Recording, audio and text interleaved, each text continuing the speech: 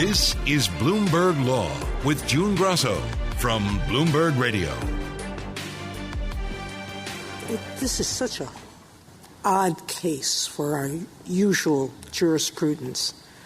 It seems like your law is covering just about every social media platform on the internet. And we have amici who are not traditional social media platforms, like smartphones and others, who have submitted amici brief telling them that readings of this law could cover them. And during the next almost 4 hours of oral arguments today, the Supreme Court justices continued to grapple with the new Republican-backed laws in Texas and Florida that would sharply restrict the ability of social media companies to regulate the content posted by their users. Several justices echoed the concerns of Justice Sonia Sotomayor about how the overly broad laws might affect other tech services, including e-commerce sites like Uber and Etsy, and email and messaging services. Here's Justice Amy Coney Barrett. So Florida's law, so far as I can understand it, is very broad, and we're talking about the classic social media platforms, but it looks to me like it could cover Uber. It looks to me like it could cover just Google search engines, Amazon Web Service, and all of those things would look very different. And, Justice Sotomayor brought up Etsy. It seems to me that there are, now Etsy has a feed recommended for you, right? But it also just has shops for handmade goods that you can get. It looks a lot more like a brick and mortar marketplace or flea market, than, a place for hosting speech. Joining me is Eric Goldman, co-director of the High Tech Law Institute at Santa Clara University Law School. 4 hours. What was the major question or questions that the justices were grappling with? The primary question the judges were wrestling with is whether the case as it presented itself to them was ready for their determination. The case has been styled as a facial challenge, which means that the plaintiffs are trying to overturn the laws entirely. And the court wasn't sure if that was a proper procedural challenge or if a better procedure would have been preferred. Justice Sonia Sotomayor started out by saying that this is such an odd case for us. The Florida law is so broad. It's covering almost everything. She talked about whether it would apply to Etsy. And later on, Justice Amy Coney Barrett echoed that question and said it looked like it could cover Uber, Google search engine, Amazon Web Services. So tell us about those concerns. Essentially, what Florida and Texas did is that they passed laws that were packed with over a dozen different ideas in each. And because of that complexity, it makes it very hard to determine who's actually covered by the law and what they're expected to do. And based on the way that the cases got to the Supreme Court, some of that wasn't fully clarified at the lower levels. And so the justices were just wrestling with the indeterminacy of the law, that they couldn't figure out who's covered, what it would actually require them to do, and therefore they didn't even know how to evaluate the constitutionality of those provisions. Also, Justice Samuel Alito asked Paul Clement, who is arguing for the tech industry basically, could the Florida law prevent Gmail from deleting or sending to spam emails sent by political commentators such as Tucker Carlson or Rachel Maddow? And Clement said the Florida law would seem to cover Gmail. Yes. And so here's the problem. Because of the way the law is drafted, it's not entirely clear what's inside and outside of the scope of the law. So Gmail, when you think about it, is just purely moving email from point to point, might very well not be covered by the law. But Gmail as an inbox does a number of things that actually helps the email users navigate their email. For example, they put the emails into different folders that are more or less prominent. And so it's not entirely clear what to make of that, because the concept of email is not just about moving messages from point to point. There's more to it. There were also a lot of questions about whether social media platforms should be treated like common carriers, such as telephone companies. So are tech companies more like publishers or public utilities? I think that the real struggle was in how to interplay a speech restriction, of which the laws contain several, with other legal principles like public accommodations, the idea that companies should not discriminate against their customers based on certain protected attributes. So other concepts like common carriage or public utility doctrines, those kinds of doctrines could be in play, but the real struggle is that the court doesn't really know how to think about how social media services differ from, say, a restaurant. Until they get to that basic understanding of the different functions of social media services, they don't even know how to categorize them. And early in the arguments, about half an hour in, Justice Kavanaugh emphasized to Florida Solicitor General that the First Amendment only prevents governments from restricting speech, not private businesses. In your opening remarks, you said the design of the First Amendment is to prevent suppression of speech, end quote. And you left out what I understand to be three key words in the First Amendment, or to describe the First Amendment, by the government. Do you agree by the government is what the First Amendment is targeting? That seemed to be such a strong point, but then it just disappeared from the arguments. Justice Kavanaugh really hammered that the First Amendment restricts how governments act, not how private actors act. And when the government tries to tell publishers how to act, that's a facial, unambiguous First Amendment violation, no questions about it. And for some reason, he was pretty much the only voice making that point, even though it seemed so screamingly obvious. All the other justices were struggling to get back to that basic point. And so that makes me nervous because Justice Kavanaugh was 100% correct in that observation. And he was almost like a lone voice on it. Well, that's what I mean. I thought coming into these arguments that there was no way they would uphold either of these laws. Now I'm not so sure. Well, it's not a binary question. It's not, do the laws survive or the laws fail? It could be that parts of the law survive and parts of the law fail. Like in the 11th Circuit, some of the laws did survive and other parts did not. So the Supreme Court is quite likely to try to make some distinctions about the different provisions and will be careful to try and make sure that whatever they say on any of those provisions wouldn't affect some future legislature's freedom on a different topic. So the net effect is that it's possible that some parts of the law will survive. And that's scary to me because there was really no salvaging the law at all, either law. Both of them were so misguided at their core that the idea that any piece of the law might be okay is really just horrifying to me. Well, if parts of the laws are allowed to go into effect, that means we could have a landscape across the country where different states have different rules about social media? That's inevitable. That's already happening today. And that's a different question for the court that they acknowledged occasionally, but weren't prepared to deal with. It wasn't within the scope of their review. But the entire idea of individual states coming up with their own version of a social media service and how they regulate it just completely contradicts how we think about the internet and really how internet law can function in a meaningful way. So, just to be clear, there are provisions of both the Florida and Texas laws that were not challenged, that are in effect today, that the states have chosen not yet to enforce. So we are already living in a world where parts of these laws are in effect. And whenever they're enforced, if ever, we could see a radically different internet. The states are not likely to deploy those laws to advance the interests of the internet at large. They will do so to advance the voters they're trying to impress. Yeah, at one point there was a discussion about whether Texas could be geofenced out. Yeah, it's the weirdest message. The Texas lawyer basically said to get the F out of Texas if you don't want to follow their rules. And if I'm a Texas social media user, I'm going to be quite concerned about that position. They're basically begging the social media services to change the internet for Texas. And I'm pretty sure that's not actually what Texas voters want.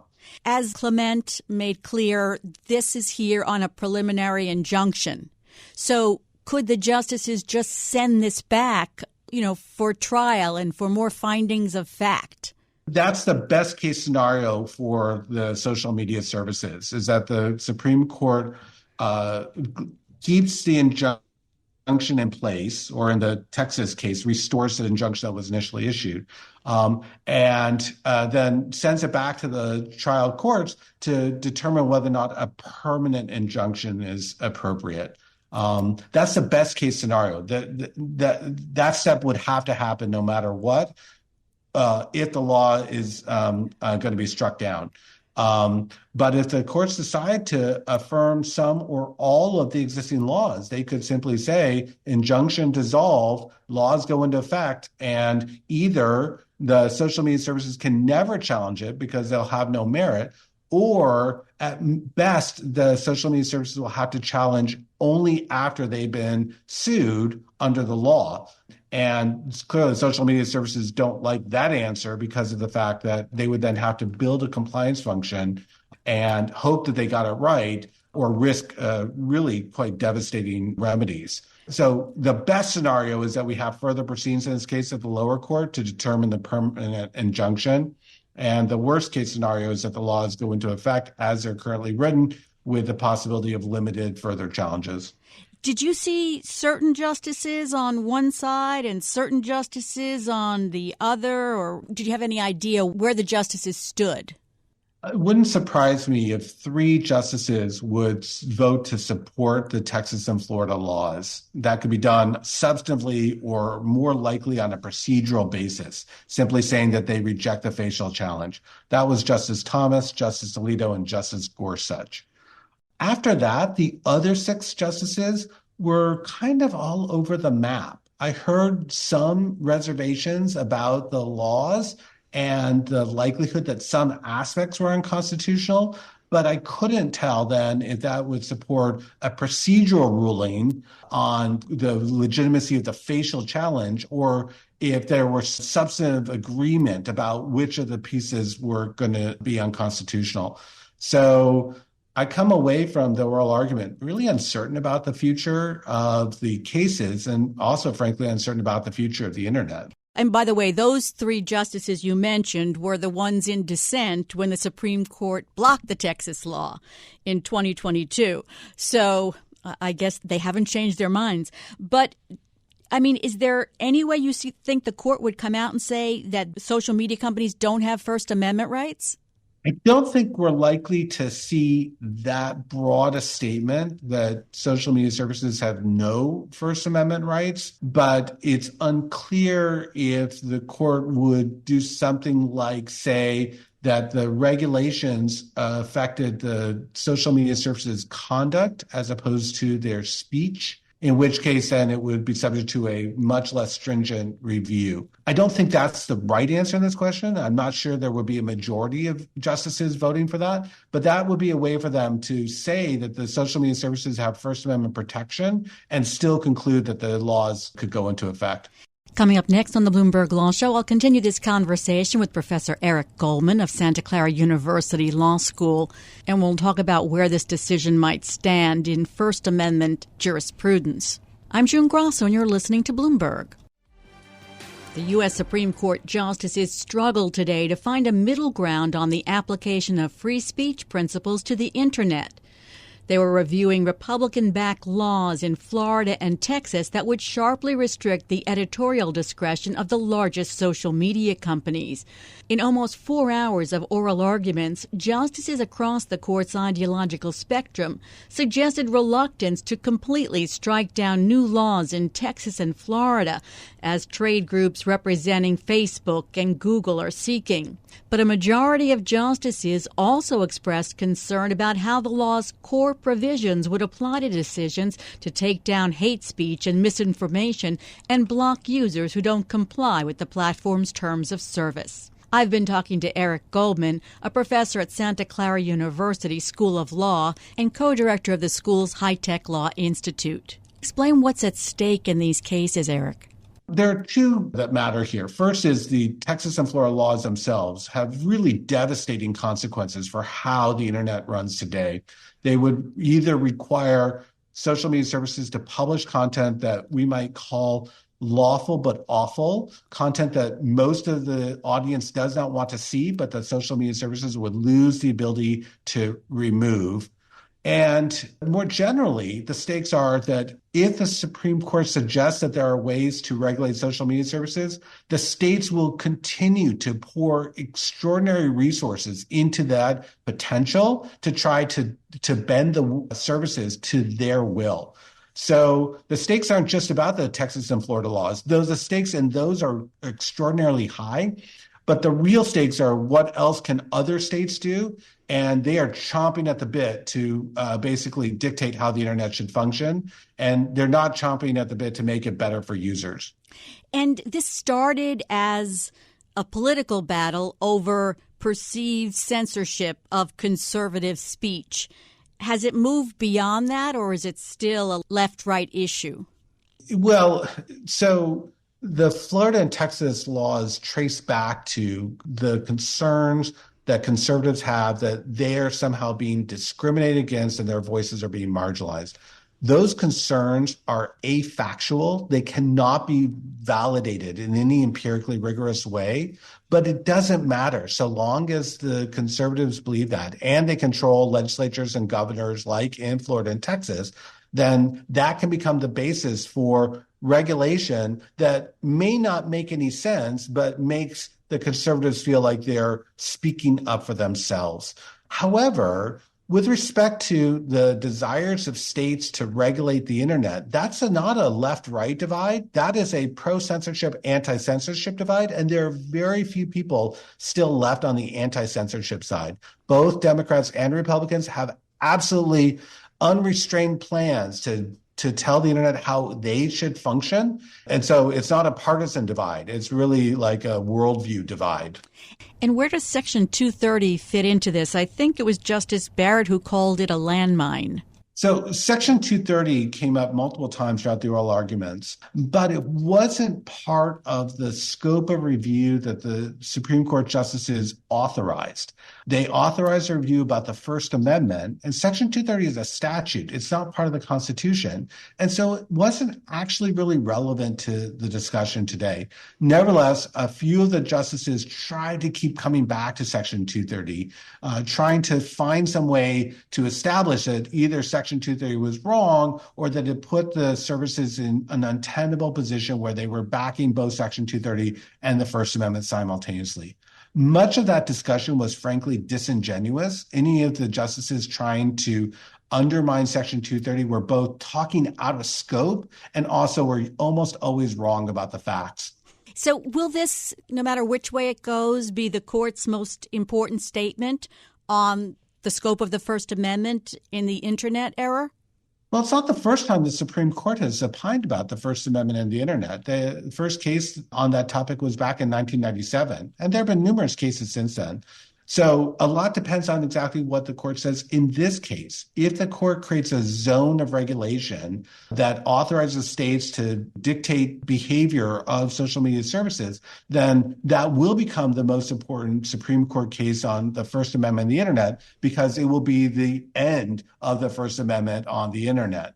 But just to be clear, there are numerous additional cases that are either currently pending before the Supreme Court or that are on their way to the Supreme Court, where even if the Supreme Court gave a full-throated, unambiguous endorsement of a robust First Amendment protection for the internet, the future cases might undo that. So in a sense, for the internet to stay the way it is today, all of these cases have to go in the internet's favor. And that's a really daunting prospect, only because the law of math is working against the internet at that point. There are too many cases with too much risk for the court to get it right 100% every single time.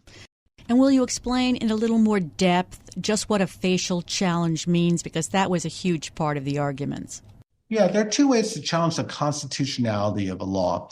You can challenge it on its face, saying that no matter how this law is applied, it would always be unconstitutional. Or you can challenge it as applied. After a particular lawsuit has been filed, the defendant can say this lawsuit will require the state to engage in an unconstitutional action.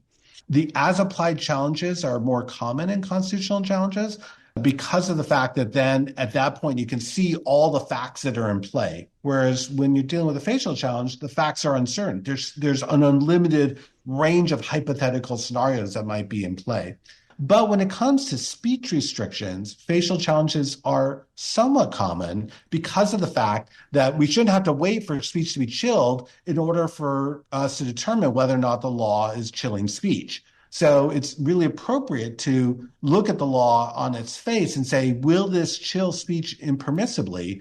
Otherwise the law is causing harm and may never lead to an as-applied challenge because people have already chilled their speech. And Justice Sotomayor said something very interesting at the end. I don't know if you remember this statement, but at the end, Justice Sotomayor said something to the effect of, I have a problem with laws so broad that they stifle speech on its face. Basically, she looked at this law and said, of course this is a speech restriction. Of course this is a First Amendment problem. Now, how do we get there?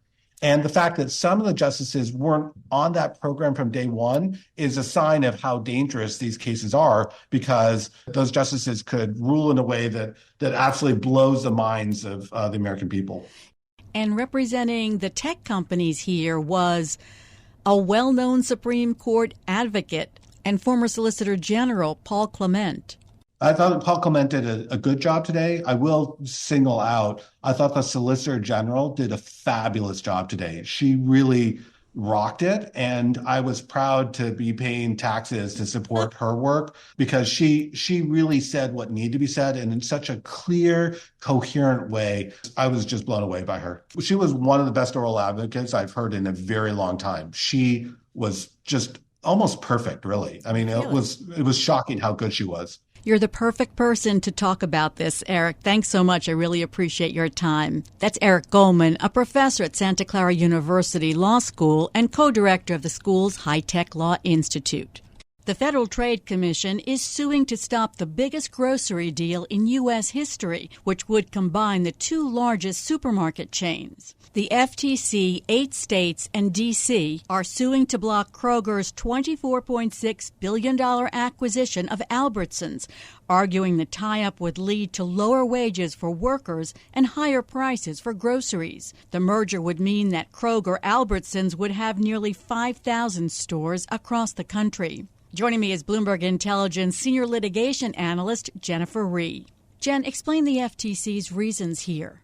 They believe the deal's anti-competitive. And, at the end of the day, it is because of the way grocery store deals are assessed under the antitrust laws. I mean, the way the FTC would look at this in general is to look at all the locations on a map of the United States where both of these companies have stores. And they're going to draw circles. And the size of those circles depends kind of on whether it's a rural area or an urban area, but they're going to range anywhere from, half a square mile up to 10 square miles. Look to see if both companies exist, and then look to see what other competition exists. And there's no doubt, June, that in numerous locations in the country, probably the merger leads to a concentrated market. It's possible that there are some regions where they're the only two, and it would be merger to monopoly, or maybe there's 3, so it would be a merger to duopoly. So that right there kind of sets a threshold that the deal does have some anti-competitive issues, that it does potentially violate the antitrust law in certain regions. Now, the companies know this, right? So what they proposed, which has happened in numerous other grocery store deals in the past, is to divest those stores. And they look at the map, they pick out all those regions where the concentration is too high if they merge, and they sell those stores to a third-party competitor. In this case, it's a company called CNS Wholesalers. And they fix the problem, essentially. And what they've said is, look, what we have suggested here is to sell up to 650 stores, and we think that resolves the problem. We think in the other regions where we're not divesting, the concentration levels are low enough that it's not a competitive problem. We think that this company, CNS, will buy these stores. They'll be a viable competitor, and the level of competition will remain the same. So essentially what this comes down to is the FTC saying, no, not good enough. We don't think that the remedy you've offered up is good enough to fix the competition that's been lost by virtue of this merger. So we're not going to accept it, and we're going to go ahead and sue. And so that's where we are, and that's why they've sued.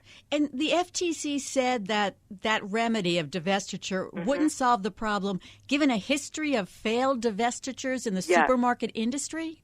Yes, it's really unbelievable how close this is to a past really spectacular failure in divestitures in supermarket industries, and that is when Albertsons tried to buy Safeway. And when they tried to buy Safeway, the FTC agreed to allow the deal with a certain number of divestitures. I think it was in the hundreds, nothing close to 650 stores. And they sold these stores to a company called Hagen.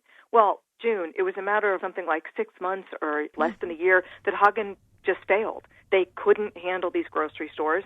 They went bankrupt, and eventually it was Albertsons that bought them back, many of them back. So it's like a picture book failure of divestitures in supermarket industry, and this one looks a lot like that. I think the problem was Hagen was small, and they simply just weren't able operationally to pick up as many stores as they picked up that were divested and operate them successfully. And you have CNS, which is a big company, but it's a wholesaler, and it only operates about 23 grocery stores. So you're going to go from a company that operates 23 grocery stores to 650. It's a big leap. And I think it is a tough argument to say that that company can do that and can take on those stores, and they can be as competitive fairly quickly as Kroger or Albertsons were with those stores. Here the FTC is worried about consumers and workers. Right, so that's the whole other piece. You know, I talked in the beginning about drawing the circles in the map and looking at where the stores competed, and that's kind of one big piece of it. But a second big piece is labor and employment. And this has been something that the FTC's focused on in the last couple of years, much more so than in the past. And in fact, there are unions, several unions, that are against this deal because they do think it's going to hurt workers and employees. And the issue here is that the unions can kind of play the stores off each other when they're negotiating the contracts, and they can use that leverage to help them get a better contract. And that's not going to exist anymore if these companies merge. And then I think the other issue is some concern about CNS and whether CNS would maintain union contracts and how they would treat the workers or employees, or whether they'd actually close some of these stores and there would be a loss of jobs. And the FTC has been negotiating with the supermarkets for months. Yes. And the grocers also said they would invest $500 million to cut prices and $1 billion to raise wages, plus a $1.3 billion to improve Albertsons stores. So does the FTC just not believe that would work or not trust them? I think it's a combination of both. You know, not trusting them, not believing that it would work, and also still having concerns about those stores that are divested and sold to CNS. I mean, all these investments are something that Kroger and Albertsons would do in the stores that they jointly own. But it doesn't really do anything for those stores that CNS would be taking over that need to continue to operate and operate competitively. The supermarket chains say they need the deal to compete better with bigger rivals. So an Albertsons spokesman said that the company is disappointed that the FTC continues to use the same outdated view of the U.S. grocery industry. It said if the FTC is successful in blocking this merger, it'd be hurting customers and helping strengthen larger multi-channel retailers such as Amazon, Walmart, and Costco, the very companies the FTC claims to be reining in. Is that true to a certain extent? So I think the issue here comes down to what's called defining the relevant market. So when the FTC assesses a deal and does this investigation, they're asking, what is the sphere of competition? Who do you compete with, companies that are merging? And they have traditionally, when they've looked at grocery deals, basically decided that these companies do compete with other standard grocery stores and do compete to some extent with a Walmart supercenter that sells groceries. But they haven't viewed competition to include the club stores like Sam's Club or Costco. And they also have really excluded sales of groceries online, the e-commerce sales of groceries. So that's what Kroger and Albertsons mean when they say they're taking an outdated view. They're saying, look, the industry's really changed, and it's not just about traditional supermarkets anymore. We face competition from dollar stores, which I think the FTC doesn't include. We face competition from Costco and from Sam's Club, and the FTC doesn't include those entities. If the FTC did, the market concentration numbers would be lower, and this deal wouldn't look as problematic as it does. Now, the thing here is that oftentimes merging companies try to argue that we need to come together better to face these bigger competitive threats or these emerging competitive threats. And unfortunately, those arguments just don't tend to resonate with the regulators. They really tend to sort of stick with what they've done historically. And that's why they drew the lawsuit, because that's how the FTC sees it. Now, they have another shot. right? They're going to go before a judge, and they can make those same arguments to a judge, and they can try to present evidence to the judge as to how their own prices and activity is constrained, let's say, by an Amazon or by Costco, right? And they can try to convince the judge that the market's a little broader, and a judge might see it that way. I take it you think that the FTC has the better argument in court. Right. Well, right now I tend to lean toward that because I've always had my doubts about the divestiture package being sufficient. This is a very big merger of two grocery stores that have a lot of different brand names. I think people might not realize how very big they are when you think of all the different banners and brand names that they own, each of them. And I do think you have this kind of very well-known failure of a divestiture in the supermarket industry. So I think it's going to depend on what kind of evidence they can present to show that C&S can do this, that C&S has the incentive to compete and the incentive to keep these stores open that they're buying and the incentive to maintain union labor contracts. You know, it just depends on what they can show in court in that respect. They're really going to have to show how this remedy is going to replace the competition that's been lost by virtue of the two coming together. So now where does it fit in that about a week ago, Colorado sued in a Denver court, right, and Washington State a month ago sued in its state court? Do those fit in with this at all or separate tracks? You know, they're separate tracks, and it is really unusual. I mean, you probably saw that 9 state attorneys general actually joined the FTC suit, which is usually what happens when states want to get involved. They join in the FTC suit. They work with the FTC. It's all one litigation. This was a little bit of an unusual circumstance, not only that these two states filed separately, but also that they filed in state court. So I think to some extent for those states where there are a lot of overlapping Kroger and Albertson stores, by the way, it's a bit of an insurance policy for them. If the FTC does lose in court, they still have their own lawsuits, and it gives them, well, the ability to try to block the suit, you know, a second shot at blocking the deal, but it also gives them some leverage to negotiate some additional concessions if they need to, directly pointed at their own state and workers and facilities in their own states. And I think also there might be some feeling that they have a better shot under their own state laws, perhaps, than under federal antitrust laws. Now, we have talked a lot, but I'm still going to ask you this question so people who have not heard about our many antitrust discussions can understand the Biden administration's laser focus on preventing deals it sees as anti-competitive. Yeah, you know, there really is a significant effort by the Biden administration enforcers to bolster antitrust enforcement. There is a viewpoint that it's just been too lax for many years, and the result is that we have a lot of industries in this country that are too concentrated. And when industries are too concentrated, it impacts consumers because it can mean prices are higher, quality is lower, there's less choice, there might be less innovation. And that's essentially the result of just having too few competitors. So they really were on a mission from day one to slow that process down and to do what they can to try to stem the tide of consolidation, and in particular industries like grocery, as a matter of fact. So they have followed through by being a lot tougher when it comes to remedies that have been proposed by the companies, and that's what you see here, or really just essentially not being willing to accept a remedy to clear a deal and instead saying, hey, if your deal's anti-competitive in our view, we're just going to go to court and try to block it rather than trying to settle with you with some sort of a proposal or concessions that you think will fix our concerns. And that's what we're seeing. And more ahead. Thanks so much, Jen. That's Bloomberg Intelligence senior litigation analyst Jennifer Rhee. In other legal news today, prosecutors in Donald Trump's New York hush money criminal case are asking a judge to impose a gag order on the former president ahead of next month's trial, citing a long history of making public and inflammatory remarks about people involved in his legal cases.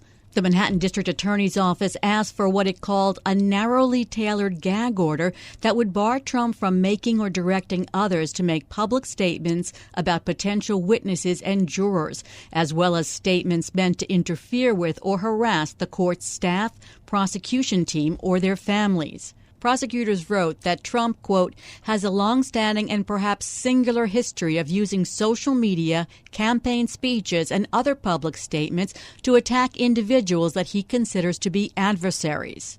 Jury selection in the case is scheduled to begin March 25th, barring a last-minute delay. It will be the first of Trump's 4 criminal cases to go to trial.